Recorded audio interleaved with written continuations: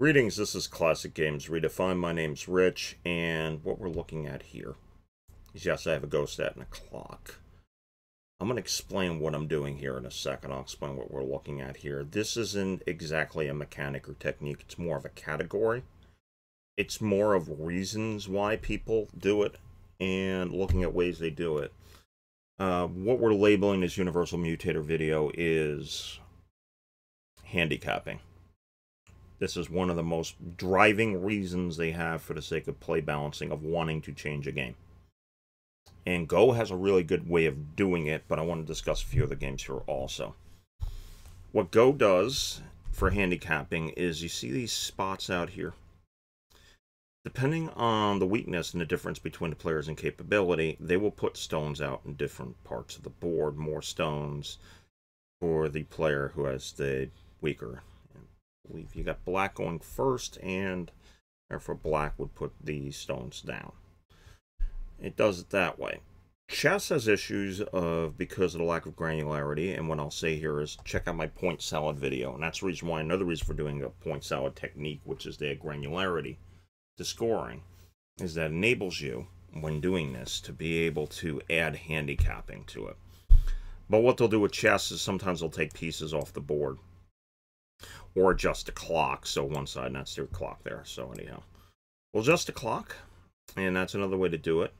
Other ways to do it is to give people more pieces, take away pieces from the other stronger player. And if you saw my reserves video here, change what's in the reserve.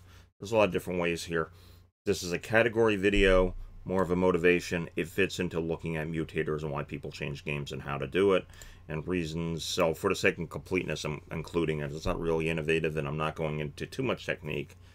But a reason why, I'll say one thing about the reason why you want to do handicapping is that it allows players to have an equal challenge. One argument that's made here is with luck, for example. People will justify luck being in a game because it's a balancing mechanism.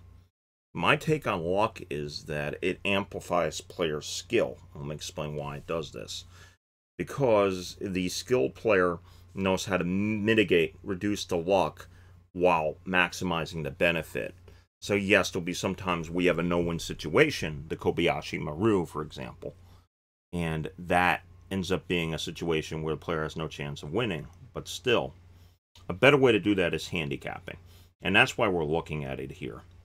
So I figured, again, you can adjust the number of pieces of clock, give people more pieces to start, do other advantages using a point salad technique, looking where the points are, and adjusting accordingly. And it can differ a lot of different ways here by giving certain pieces more points. There's a lot of ways to handicap, but I just want to get it on record here. And that's about it. So I just want to add this for the sake of completeness. Not a big deal. Short video here. So that's it. I do want to thank you for watching. May your die always roll 5, and remember, don't hate the player, change the game.